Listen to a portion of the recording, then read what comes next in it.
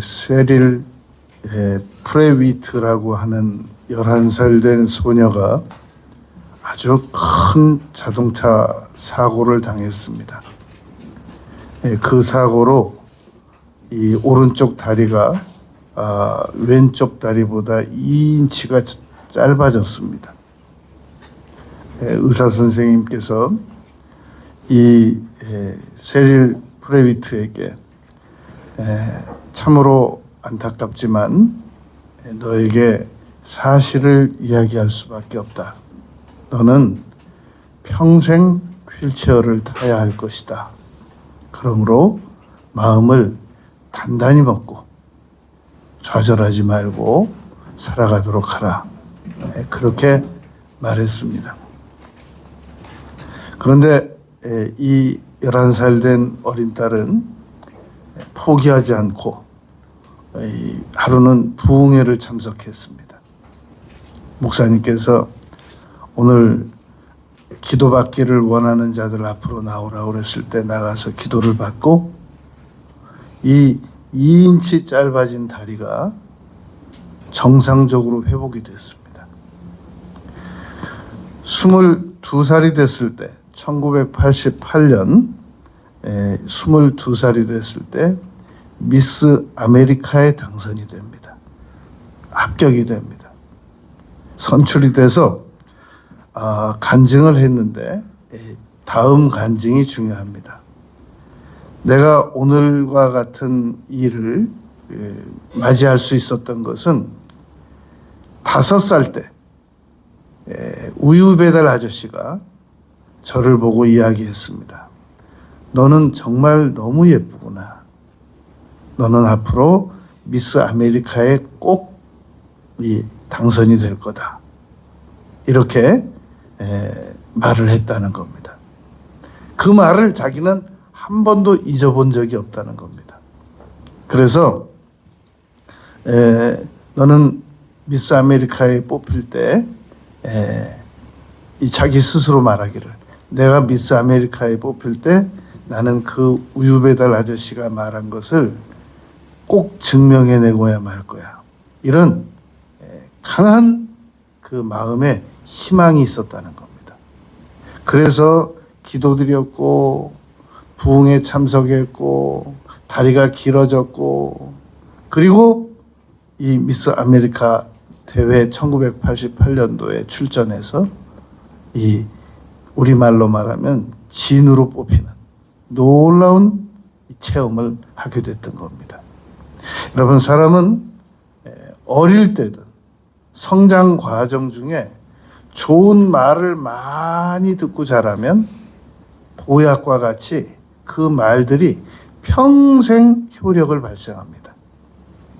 문제는 이제 성장하면서 막 희망적인 말은 못 듣고 오만 이 희망을 꺾는 장애를 입는 그런 정신적인 타격을 입는 그런 말들을 많이 듣고 성장한 사람들이 이제 문제입니다. 그런 경우는 어떻게 해야 되는가? 오늘 우리가 말씀을 다 들으면 그런 경우도 얼마든지 치료를 받을 수 있다는 것. 그것을 우리가 꼭 생각해야 되겠습니다. 오늘 우리는 보배로운 입술의 말, 언어에 대하여 5가지를 생각할 겁니다. 첫 번째로 우리가 사용하는 모든 언어는 하나님께서 빼놓지 않고 다 들으신다는 겁니다. 단 한마디도 잊지 않으시고 우리가 세상에 태어나서 죽는 날까지 했던 모든 말들을 하나님께서는 다 기억하시고 들으시고 잊지 않으신다는 겁니다. 여러분, 이 예수님께서 베드로의 신앙 고백을 들으시고 너무너무 기뻐하셨습니다. 주는 그리스도시요 살아계신 하나님의 아들입니다. 들으신다는 말입니다. 욥이 주신 이도 여호와시요 거둔 이도 거두신 이도 여호와시오니 여호와의 이름이 찬송을 받으실지니라. 많은 것을 잃었을 때 욥처럼 고백하면 하나님께서 다시 들으시고 끝내 갑절의 복을 다시 주신단 말입니다. 이게 뭐냐? 내 인생이 이게 뭐냐? 제대로 되는 게 뭐 있냐? 그렇게 말을 하는 것은 역시 하나님께서 다 들으십니다. 여러분, 우리는 하나님을 말씀하시는 하나님으로만 기억하기 쉽습니다. 그런데 하나님은 말씀하시는 분이시지만 말을 들으시는 하나님이시기도 하단 말입니다. 그러므로 항상 우리가 무슨 말을 할 때 내가 지금 하나님 앞에서 한다. 이걸 기억해야 됩니다. 명심해야 됩니다. 하나님께서는 감찰하시고 축복하시고 심판하시고 보상하십니다. 우리의 기도가 이 구원받고 회개하고 찬양하고 감사하고 고백하고 우리의 언어가 이렇게 다 여러 부류로 나누어져서 하나님께 상달됩니다. 우리 하나님께서 언어를 허락하신 것은 인간에게밖에 없습니다. 이 마이클 잭슨은 그가 그 애완으로 반려로 키우는 그 침팬지에게 언어를 한번 가르쳐 보려고 해부학도 공부해보고 언어학도 공부해보고 많은 돈을 사용했습니다. 외국에 공연 다닐 때 1등석에 태워가지고 다닐 정도였으니까요.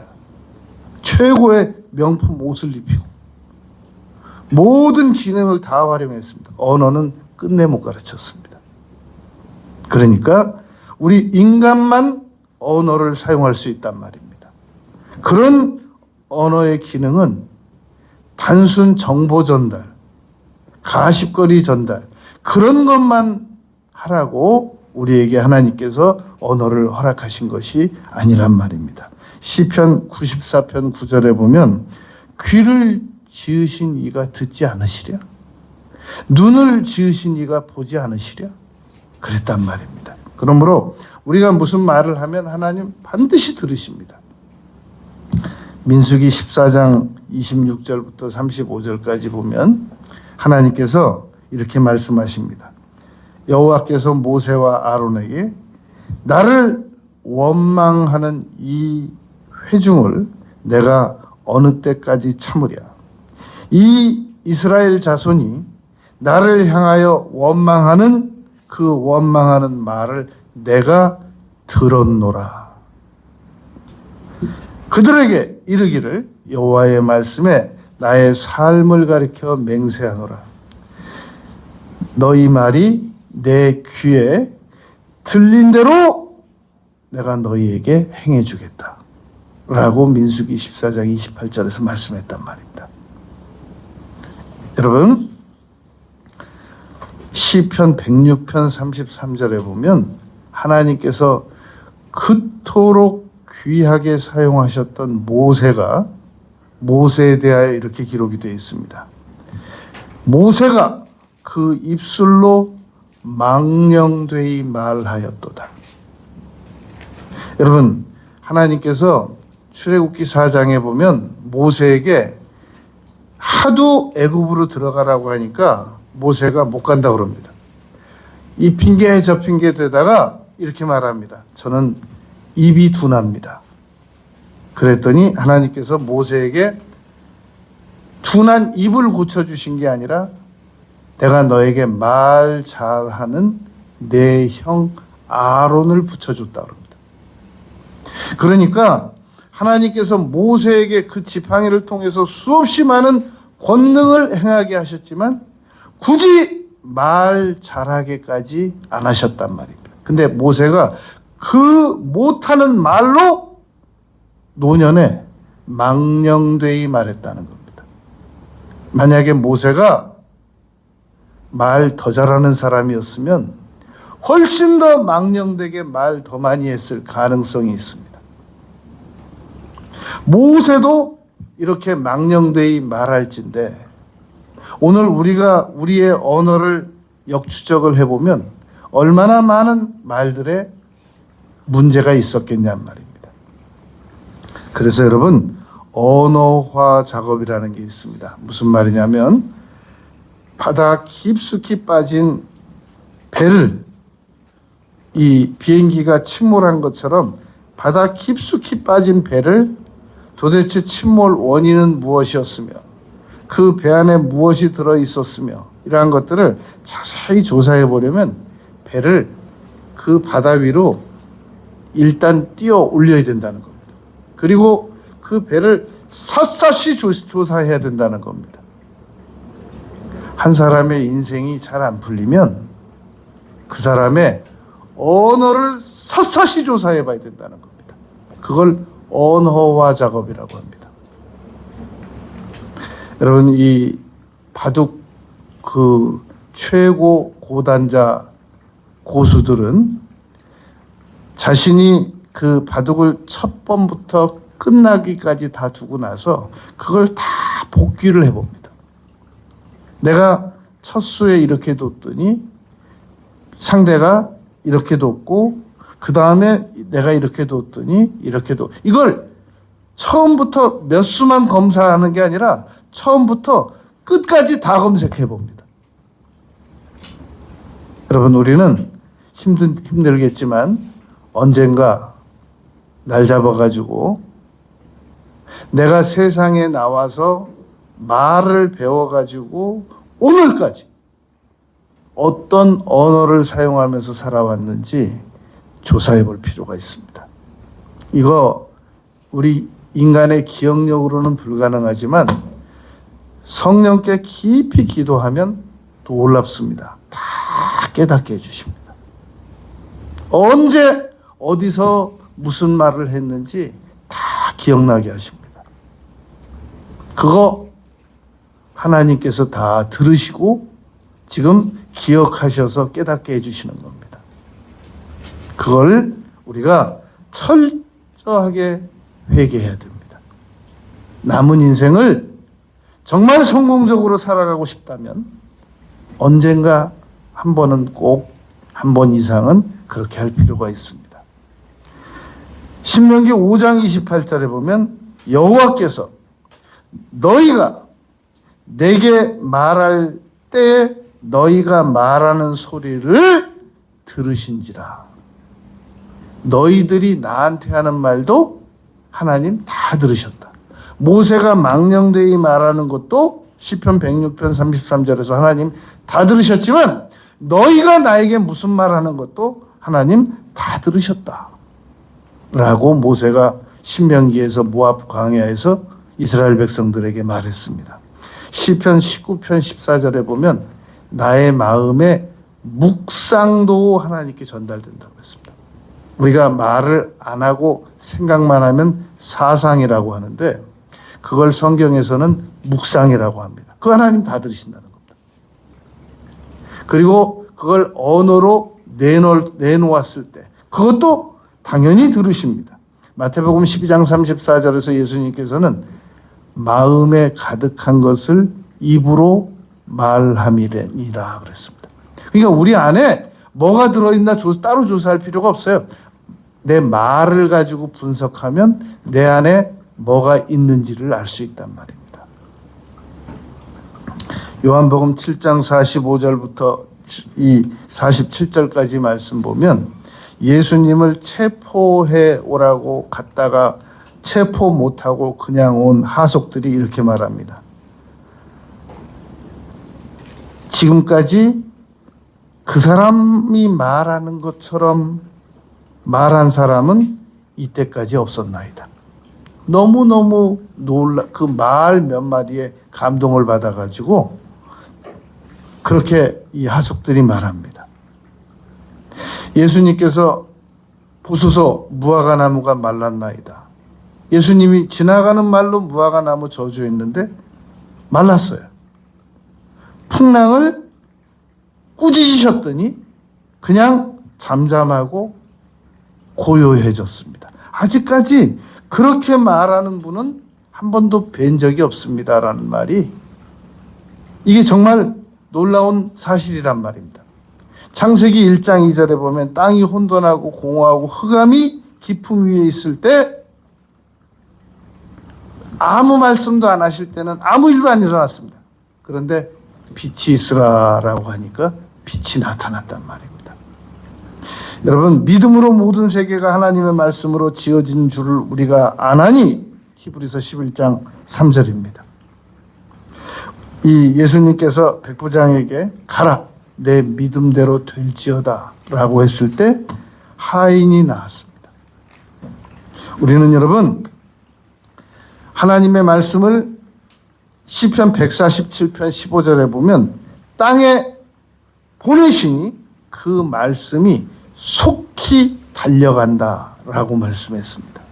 우리가 무슨 말을 하든지 하나님께서 우리의 말을 다 들으시고 또 하나님께서 말씀하시지만 들으신다라는 걸 반드시 기억해야 되겠습니다.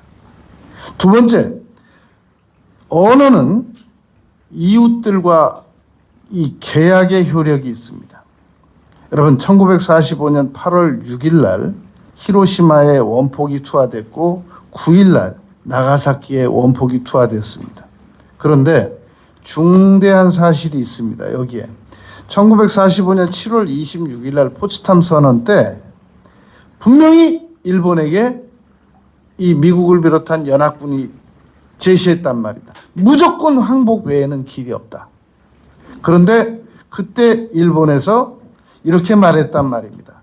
재고해 보겠습니다 라고 말하고 그 다음에 항복을 선언하려고 했는데 말을 잘못 알아들은 거예요. 그래가지고 이 뭐라고 말했냐면 묵살하겠습니다 라고 이 서양의 미국에 전달이 됐단 말입니다. 그래서 이제 더 이상은 대화가 안 되겠구나. 그래서 1945년 8월 6일 날 그리고 9일 날 히로시마와 나가사키에 원폭이 투하됐던 겁니다. 우리가 하는 말은 상대방에게 반드시 효력을 발생시킵니다. 그래서 미국에 아주 유명한 그 지혜로운 목사님 한 분이 계셨더랍니다. 그래서 이 목사님께서는 신방 다닐 때 노트를 한 권을 가지고 다니시는데 아주 굉장히 낡았대요. 이 신방 가서 교인들이 막 이렇게 저렇게 막 불평을 하면 그 낡은 노트 꺼내가지고 다 받아 적는데요. 다 하셨습니까? 네, 다 했습니다. 그냥 사인하시죠. 사인을 왜 하는데요? 지금 집사님이 말씀하신 거니까 이게 사실인가 아닌가 그것만 한 사람도 사인한 적이 없대요. 그러니까 여러분, 우리가 누군가에게 무슨 말을 할 때는 황금의 문을 지나라라는 말이 있습니다. 이게 사실인가? 그리고 이 말이 상대방이 들어서 상처는 안 받겠는가? 그리고 이 말이 언젠가 내가 다시 생각해 볼 때 후회는 하지 않겠는가? 이거 점검해보고 말해버릇하라는 얘기입니다. 우리가 이웃하고 말할 때 베드로전서 4장 11절에서 베드로 사도는 이렇게 권면했습니다. 무슨 말을 하고 싶거든 하나님 말씀하시는 것처럼 해버릇해라. 그냥 입에서 나오는 대로 하지 말고 그런 말입니다. 갈라디아서 6장 7절 말씀에 보면 사람이 무엇으로 심든지 그대로 거두리라 라고 바울 사도께서 가르치셨습니다. 언어도 여러분 씨와 같습니다. 말이 씨 된다고 그러잖아요. 갈라디아서 이 6장 7절 말씀처럼 내가 주머니에다 씨를 담아가지고 다니면서 하루 중에 심는 게 아니라 내 언어의 씨로 심는구나. 씨가 내 말 속에 있구나 라는 것을 꼭 기억해야 되겠단 말입니다. 여러분, 잠언 6장 1절부터 5절까지는 아주 중요한 말이 있습니다. 우리는 이 잠언 6장 1절부터 5절까지 말씀에서 2절 말씀만 주로 골라서 인용해서 쓰는 경우가 있습니다. 내 입의 말로 내가 얽혔으며 내 입의 말로 인하여 내가 잡히게 되었느니라. 요 6장 2절 말씀만 잘 인용을 하는 경향이 있는데 요거 1절부터 5절까지가 한 묶음입니다. 그래서 내 아들아, 1절이 무슨 말이냐면 내 아들아, 네가 만약에 혹시 마음이 약해가지고 다른 사람 보증을 서줬다고 치자. 보증 쓰지 말라고 그러잖아요, 성경에서. 네가 마음이 약해서 보증을 섰다고 치자. 그러면 2절. 그럼 너는 이미 너의 입으로 잡힌 거야. 어떻게 해야 되느냐? 빨리 내 아들아, 네가 지금 이웃의 손에 잘못 빠졌으니까 가서 빌어라 그럽니다. 6장 3절.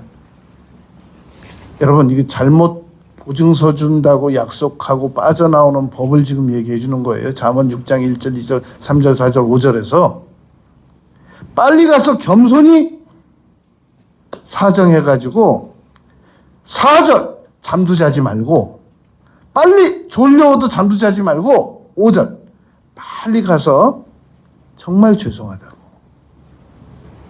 이건 제가 해줄 수 없는 일이라고, 그러고 조용히 빠져나오는 것이 곧 사냥꾼의 이 손에서 그물에서 벗어나는 것만큼이나 중요하다. 그리고 스스로 구원하라. 그렇게까지 써놨어요. 말의 효력이라는 게 여러분 그렇게 중요하단 말입니다. 지난 2009년에 미국에서 도미노 피자가 광고를 시작했습니다. 근데 좀 색다른 광고가 시작됐습니다. 무슨 광고냐면 광고 내용이 사람들이 막 도미노 피자 못 먹겠다 이거. 왜 이렇게 맛이 없냐. 이런 내용을 아주 실황으로 광고를 한 거예요. 그리고 항상 끝마무리는 노력하겠습니다. 더 나아지겠습니다. 이렇게 광고를 한 겁니다. 도미노 피자가 다시 살아났잖아요. 그때 그런 광고를 기획한 기획자에게 광고를 허락해준 도미노 피자 회장이 훗날 했던 말이 있습니다. 그때 자기 심장마비로 죽는 줄 알았대요. 무서워서. 과연 그렇게 광고해도 될까? 회복이 될까? 그런데 그 광고가 효력을 발휘해가지고 사람들이 다시 도미노 피자에 이 주문을 하고 기회를 주고, 그래서 지금 도미노 피자가 살아났다는 겁니다. 여러분, 저는 윤석열 대통령이 살아 돌아오는 방법을 압니다. 그런데 그렇게 할 가능성은 없어 보입니다. 지금으로 가면 거의 99.9% 탄핵입니다. 그런데 저는 윤석열 대통령이 살아 돌아올 수 있는 방법을 압니다. 어떻게 하느냐? 모든 것이 제 책임입니다. 제가 잘못했습니다. 도저히 면목이 없지만 다시 한 번만 기회를 주시면 제가 정말로 사죄하고 큰 은혜로 알고 다시 한 번 기회를 얻고 싶습니다. 지금 지지율 50%래요. 물론 묻는 방법에 문제가 있지만 바로 70%로 올라갈 겁니다. 그리고 탄핵 기각될 가능성 대단히 높습니다. 그러나 지금으로서는 지금처럼 모든 책임을 부하에게 다 넘기고 자기가 한 말 안 했다고 그러고, 이거는 99.9% 기각입니다. 탄핵입니다. 여러분, 호랑이도 잡아놓으면 불쌍하다 그런 말이 있습니다. 베드로전서 3장 10절에 보면 그러므로 생명을 사랑하고 좋은 날 보기를 원하는 자는 혀를 금하여 악한 말을 그치며 그 입술로 거짓을 말하지 말고 라고 말씀했습니다. 사람은 여러분 여과 기능이 있어가지고 거기다 바디랭귀지까지 있어가지고 요즘은 뭐 너무너무 사람들이 이 지식이 계속 상승되고 있기 때문에 진실인지 거짓인지 금방 압니다. 그런데 그걸 우리가 다른 사람들에게, 이웃에게 계약 기능이 이 시행 중에 진실하지 못하면 그거는 우리가 다시 도저히 그건 회복의 기회가 없는 거예요. 그러므로 우리는 항상 사람들에게 진실하게 말하려고 노력을 해버릇해야 됩니다. 그런데 기회를 놓쳤어요. 그러면 나중에라도 다시 사실 그때 제가 잘못했습니다 라고 말해버릇해야 됩니다. 지금 뭐 노 누구, 홍 누구 증인들도 말을 자기들이 진술한 내용이 자꾸 다르나 봐요. 그러니까 재판관들이 현명하게 판결하시겠지만 자꾸 검색한다고 합니다. 우리가 남은 생에 살아나감에 있어서 사실을 말해버릇하고 진실을 말해버릇해야 되겠습니다. 세 번째, 언어는 자기 자신의 인격과 운명을 좌우하는 그런 효력을 발생시킵니다. 언어는 듣는 언어도 나의 인격과 운명이 좌우를 하고 내가 하는 말을 내 귀로 들어도 이게 효력을 발휘해서 나의 인격과 운명을 좌우합니다. 여러분, 이 1987년 9월 7일 독일 이 패트릭 벤자민이라고 하는 그 샴샹둥이를 이 존 홉킨스 병원 과장의 벤 카슨이라고 하는 의사가 70여 명의 이 의료진들을 데리고 수술을 해서 성공했습니다. 흑인입니다. 이분은 디트로이트의 병원에서 근무하는 분인데 이분이 기자가 물었습니다. 당신은 어떻게 해서 그렇게 신의 손이라고 하는 별명까지 얻어가면서 인류 최초로 샴쌍둥이를 분리 수술을 성공할 수 있었습니까? 이분이 기자에게 그렇게 말했습니다. 저는요, 완전히 불량하였습니다. 저는 내버려 두었더라면 저는 아마 깡패됐을 겁니다. 그런데 우리 엄마가 너는 할 수 있다. 카스, 너는 할 수 있다. 너는 다시 시도해봐라. 너는 반드시 다시 성공할 수 있다. 라는 그 엄마의 위로와 격려로 말미암아 오늘 내가 있는 겁니다. 라고 얘기했다는 겁니다. 여러분, 이 위로의 언어, 격려의 언어, 특별히 엄마들은 자신이 인정하든 인정하지 않든 자녀들에게 지도적인 위치에 있습니다. 그 위치를 활용해서 계속 비타민과 같은 위로와 격려의 말을 해버릇해야 됩니다.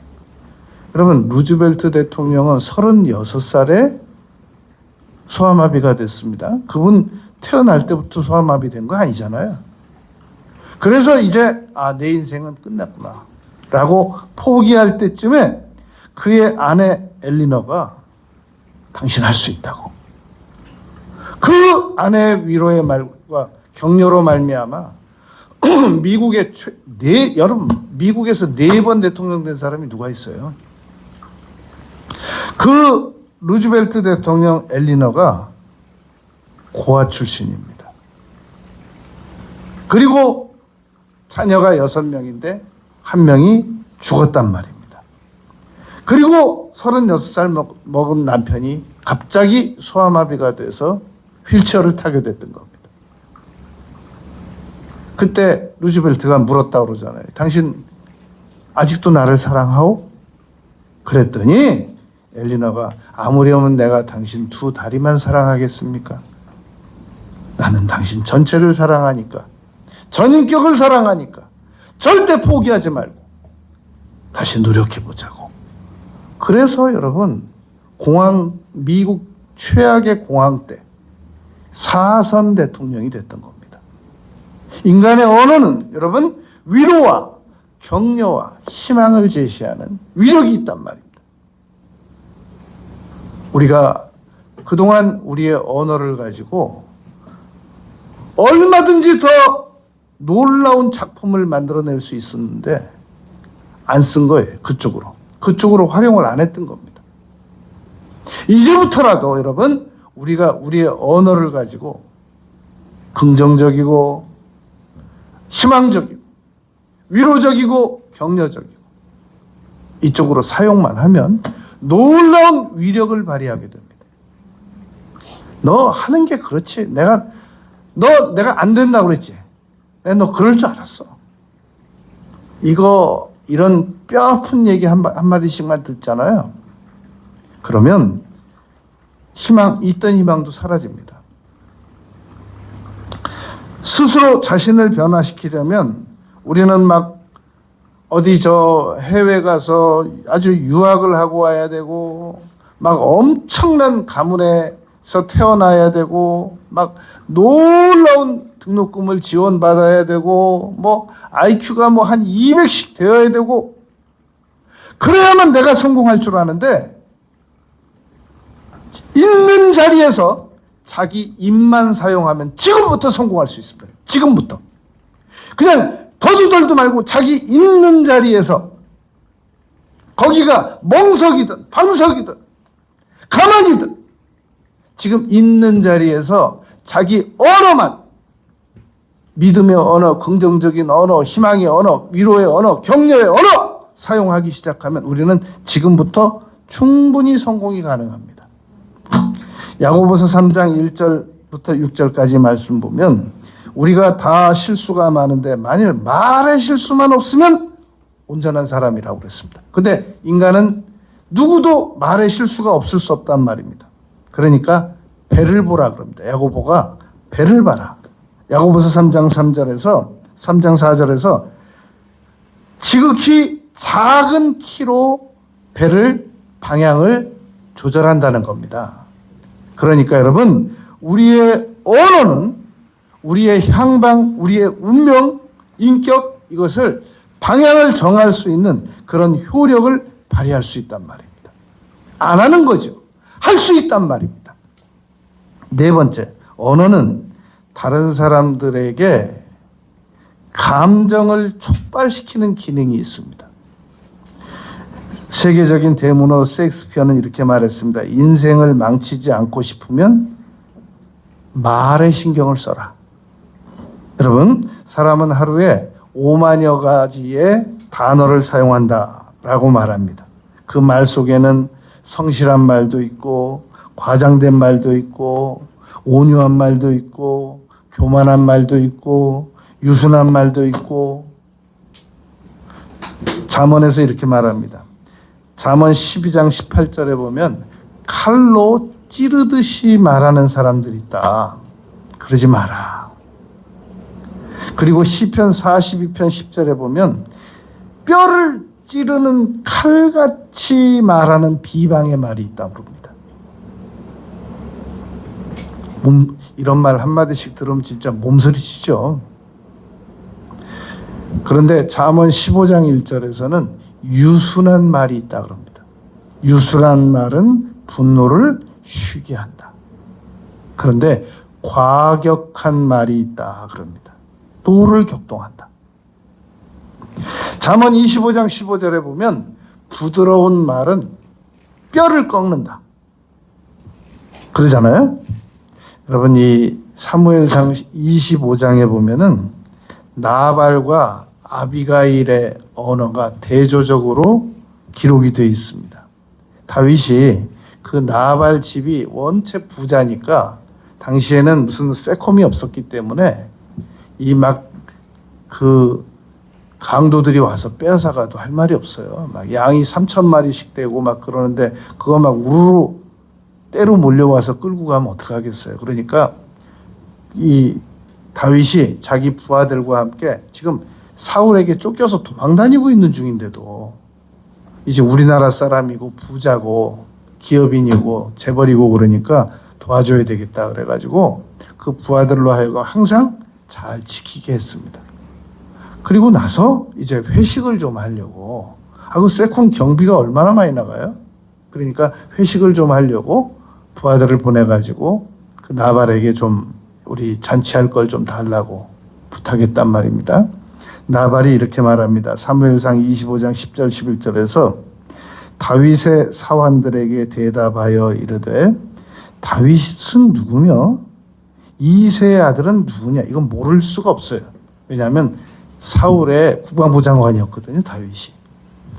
그러니까 이건 완전히 비웃는 말이에요. 요즘에 자기 주인에게서 떠나는 종이 많다고 하더라. 내가 어찌 내 떡과 물과 내 양털 깎는 자를 위하여 잡은 고기를 어디서 왔는지 알지도 못하는 자들에게 주겠느냐? 딱 나발이 이렇게 말했습니다. 다윗이 부하들에게 보고받습니다. 그리고 칼차라 그럽니다. 아무 말도 안 해요. 칼차라. 그 상황을 나발의 종들이 부인 아비가일에게 말합니다. 아비가일이 급히 떡과 물과 먹을 거를 이 나귀에 싣고 다윗 오는 길을 막습니다. 그리고 길에 땅바닥에 절을 하면서 요약하면 이렇습니다. 앞으로 큰 일을 하실 분이 이런 일에 장군의 칼에 피를 묻히면 되겠습니까? 다윗이 이렇게 말합니다. 나로 하여금 이런 악을 행치 않게 막은 하나님을 찬양한다. 그리고 나발은 나중에 그러한 사실을 술에서 깨가지고 공포에 질려가지고 열흘 만에 죽습니다. 여러분, 똑같은 상황인데 말을 아주 극단적으로 하는 사람이 있고 아주 막 그냥 사람을 기절시키는 말을 하는 사람이 있고 위로와 격려가 되게 하는 말이 있단 말입니다. 미국의 가정사역자 캐롤 레드라고 하는 분은 자녀를 키우는 7가지 원리라고 리더로 키우는 7가지 원리라는 말에서 이렇게 말합니다. 절대 자녀들에게 사랑한다, 위로, 격려 이렇게 말을 하면 그 자녀들은 반드시 자라서 잘 된다. 이렇게 말합니다. 여러분, 그러니까 우리 아이들이 어디 가서 어느 선생님한테 좋은 얘기를 듣겠어요. 하늘이 같은 아이가 어디 나가서 다른 선생님들을 잘못 매도하는 거 아닙니다. 이 거센 교육 환경에 하루하루 살기 힘든 선생님들에게 가서 감동적인 언어를 받아가지고 그래가지고 내 자녀가 성공하기를 바라는 그런 엄마가 만약에 있다면 그건 너무 무모한 욕심입니다. 그 선생님들이 집에 가가지고 자기 자녀들에게도 그렇게 못해요. 내 자녀는 여러분 내가 책임져야지. 누구를 어느 귀인을 자꾸 의지하려고 그러세요. 그러니까 내 엄마가, 내 아빠가 내 자녀를 놀랍게 감동을 시키지 않으면 다른 방법은 없는 거예요. 이 예일대 심리학과 로버트 스톤버그 교수님은 끌리는 사람은 1%가 다르다라는 책을 썼습니다. 그리고 그렇게 말합니다. 어떻게 사람이 잠깐 만났는데 어떻게 그렇게 호의를 베풀 수가 있느냐? 가능하다는 겁니다. 잠깐 만나는 사이에 칭찬을 하라는 거예요. 잠깐 만났는데 제가 지난번에 들어보니까 이걸 좀 고치셔야 되겠던데요. 그 충고도 참 좋은데 잠깐 만난 사이에 나는 당신에게 이런 호의를 가지고 있습니다. 그건 먼저 말하고 그러고 나서 뭐 이걸 고치라고 그러든지 저걸 고치라고 그러든지 그리고 사람들에게 이거 고치라 저거 고치라 그런 얘기는 안 하는 거예요. 요청하지 않는 충고는 하지 마라. 여러분, 그런데 요청을 해요. 꼭 고견을 듣고 싶다고, 충고를 듣고 싶다고. 거기에 절대 속아 넘어가면 안 됩니다. 그 말은 칭찬해달라는 말입니다. 인정해달라는 말입니다. 그 말은. 그러니까 왜 그러시냐고, 나보다 더 지혜로우신 분이 왜 그러시느냐고. 그리고 빨리 검색을 해서 감동적인 칭찬을 하고 그 자리를 벗어나는 게 좋습니다. 고견을 구한다고, 칭찬을, 충고를 좀 해달라고, 그러면 받아 적으시라고. 내가 오랫동안 내가 말 안 하는, 내 이 말 안 했으면 절대 안 하지. 내 이 말 하니까 내가 어쩔 수 없이 하는데 적으라고 한 7개 된다고. 그러지 말란 말입니다. 그 사람이 필요한 건 자기 양심에 다 알고 있어요. 그걸 나한테 또 충고와 비판을 들어야 될 이유가 뭐냔 말입니다. 여러분, 입술에 30초가 가슴에 30년 된다고 그래요. 사람들에게 특별히 프랑스 속담. 왜 내 말이 틀렸어? 왜 내가 당신한테 틀린 말 했어? 사실 아닌 거 말했어? 사실처럼 사람의 마음을 뼈아프게 하는 이런 말은 없다는 거예요. 그러니까 자꾸 다른 사람들에게 뼈아픈 얘기 하지 말고, 그런 말 할 생각이 있으면은 내가 나한테 하고 다른 사람들에게는 위로와 격려와 칭찬을 하는 게 중요하단 말입니다. 잠언 15장 4절, 온순한 혀는 곧 생명나무이지만 패역한 혀는 마음을 상하게 하느니라. 그래서 경영학의 아버지 피터 드러커는 이런 얘기를 한 적이 있습니다. 아무튼 여하튼 내가 무슨 말을 해서 상대방이 서로 잘못 알아들었을지라도 그 사람이 기분 나쁘면 그건 내 책임이다. 여하튼 내가 무슨 말을 아무리 좋은 의도로 했더라도 상대방이 잘못 알아들어서 상대방이 기분 나쁘면 그건 말한 사람이 책임을 져야 된다 라고 드러커가 그렇게 말했단 말입니다. 여러분, 끝으로 5번째, 스스로 말은 자신에게 하는 말이 있습니다. 우리는 살아가면서 좋은 신념 같은 거를 중간에 너무 오랫동안 잘 안 이루어지니까 사장시키는 경향이 있습니다. 아니, 아브라함도 10년 기다려보고 그 신념도 아니고 자녀 준다는 말도 포기해버리잖아요. 우리가 굉장히 좋은 신념이나 가치관 이런 거 몰라서 오래 안 가지고 있는 게 아닙니다. 그러니까 별 효력이 없어 보이니까 중간에 그냥 포기해버린단 말입니다. 끝까지 포기하지 말아야 됩니다. 그래서 심리학에서 자기 충족적 예언이라는 게 있습니다. 그래서 우리는 자기 자신에 대해서 계속 예언을, 긍정적인 믿음의 예언을 해야 됩니다. 너 반드시 잘 된다. 나는 반드시 잘 된다. 너 반드시 성공할 거다. 나는 반드시 하나님께 쓰임 받을 거다. 포기하지 말아야 됩니다. 죽는 순간까지도 포기하지 말아야 됩니다. 여러분, 이삭은 우물 팔 때 자기가 새로 판 게 아니라 옛날에 아버지가 팠던 우물을 다시 팠다고 그래요. 그러니까 우리가 여러분, 자기가 자기 자신에게 좋은 충족적 예언했던 것들, 그거 계속 포기하지 말고 반복해야 됩니다. 그래서 여러분, 사람은 셀프 토크가 좋아야 된다고 그러잖아요. 스스로 하루 중에 자기 자신이 자기 자신과 나누는 대화가 긍정적이어야 되고 생산적이어야 되고 적극적이어야 되고 희망적이어야 되고 위로적이어야 되고 격려적이어야 한단 말입니다. 근데 막 자기가 자기 자신하고 대화하면서 네가 뭐 할 줄 알겠니?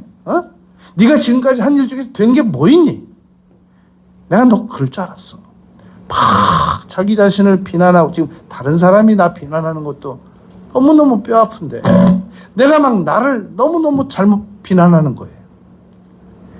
간디는 이런 얘기를 했습니다. 부드러운 부드러운 언어로도 얼마든지 세상을 뒤흔들 수 있다. 여러분, 우리가 이제 큰 짐을 옮기는 방법이 있습니다. 엄청나게 큰 짐이 집안에 있어요. 옮겨야 돼요. 근데 나는 못 옮기겠어요. 전문가를 부르면 돼요.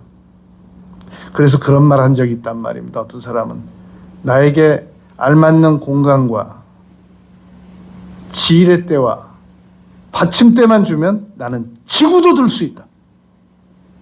여러분, 내가 하는 일은 전부 못하는 일만, 할 수 없는 일만 내 앞에 있는 거 아닙니다. 내가 못하는 일은 부탁해서 하면 되는 거고, 내가 할 수 있는 일은 내가 하면 되는 겁니다. 여러분, 집 안에 큰 바위돌이 하나 있습니다. 그거 우리 지금 못 옮기죠? 나 혼자. 근데 작은 돌이 한 10개가 있어요. 그 중에 내가 하나는 옮길 수 있잖아요? 그게 바로 내 언어란 말입니다. 너무 막 엄청난 일들을 한 번에 다 하려고 하지 말고, 오늘 내가 지금 있는 자리에서 할 수 있는 일이 뭐냐는 겁니다. 내 언어로 나를 바꾸는 겁니다. 긍정적으로 말하고 위로하고. 할 수 있거든요. 무슨 말이냐? 믿는 자에게 능히 하지 못할 일이 없느니라고 예수님께서 말씀을 그 절망적인 아이 아버지에게 말하잖아요. 그래놓고 아이가 지금 전혀 안 변했는데 아이 아버지가 나의 믿음 없는 것을 도와주소서라고 바꾸잖아요. 그 순간에. 그랬더니 예수님께서 그 자리에서 치료해 주셨단 말입니다. 막 한 번에 너무 엄청난 일이 동시에 해결되기를 바라지 말고, 일단 지금 내가 사용하고 있는 언어를 바꾸는 겁니다. 어네스트 해밍웨이 노인과 바다를 읽어주는 그 책 내용을 이렇게 한 사람에게 쭉 읽었더랍니다. 그리고 뇌를 조사했답니다. 그랬더니 이 사람이 알고 있는 단어가 책에서 읽히면 뇌가 즉각 반응하더래요. 그러니까 우리 뇌에는 우리가 옛날에 들었던 언어, 사용했던 언어, 상처받았던 언어가 뇌에 입력이 되어 있단 말입니다. 그 부정적인 언어들, 파괴적인 언어들 떼내야 됩니다. 핀셋으로 집어내야 됩니다. 그래서 성경만큼 좋은 언어는 없단 말입니다. 계속해서 믿음의 언어를 우리가 읽으면, 들으면, 믿음은 들음에서 난다고 우리의 부정적인 언어가 자꾸 빠져나가고, 그리고 긍정적인 믿음의 언어가 우리 마음속으로 들어오는 겁니다. 여러분, 특별히 성경은 언어는 키와 같다 그럽니다. 마태복음 16장 19절에 보면 내가 천국 열쇠를 내게 주리니 네가 땅에서 무엇이든지 매면 매일 것이요 풀면 풀리리라. 여러분, 언어를 키와 같이 비유로 해서 말씀하신 경우는 마태복음 16장 19절 예수님께서 하신 말씀이십니다. 예수님께서는 일찍이 마가복음 11장 23절에서도 누구든지 이 산더러 들려 명하여 저 바다에 던지우라 하고 의심치 아니하면 그대로 되리라. 내가 말한 것을 의심치 아니하면 그대로 되리라. 예수님 그렇게 말씀하신 게 아닙니다. 우리 자신이, 누구든지 우리 자신이 이 산더러 문제더러 들려 명하여 바다에 던져지라 하고 의심치 아니하면 그대로 된다라고 전부 자기 자신의 언어에 대해서 그렇게 놀라운 말씀을 해주셨단 말입니다. 요한복음 6장 63절에서는 예수님은 내 말이 곧 영이다 그랬습니다. 그러니까 예수님의 말씀은 영이시고 우리 말은 문제를 해결할 수 있단 말입니다. 여러분, 하나님께서 천지창조하시기 전에, 선언하시기 전에 아무 일도 안 일어났습니다. 박정희 대통령이 경부고속도로를 깔아라! 라고 말하기 전에는 아무 일도 안 일어났어요. 근데 경부고속도로를 깔아라! 라고 말하니까 김대중 전 대통령이 반대하고 김영삼 전 대통령이 반대하고 그런데도 깔려 있어요. 그 말 때문에. 박정희 대통령이 경부고속도로, 호남고속도로 깔아라! 라고 말 안 하기 전에는 거기 심해 한 포도 안 갔고 모래 한 삽도 안 갔고 자갈 하나도 안 갔어요.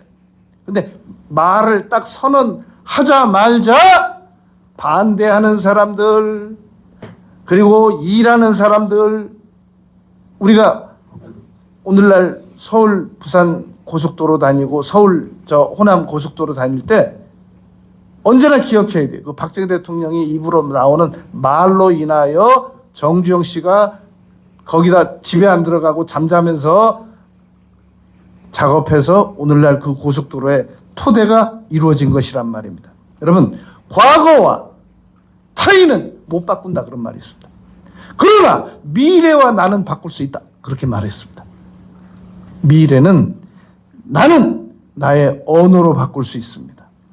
여러분 집안에 어떤 어려운 일이 있어도 걱정하지 마시기 바랍니다. 오늘 본문 말씀에 보면 세상에는 금도 있고 세상에는 금도 귀하고 진주도 많거니와 진주도 귀하고 그러나 지혜로운 입술이 더욱 귀한 보배니라 그랬습니다. 지혜로운 입술.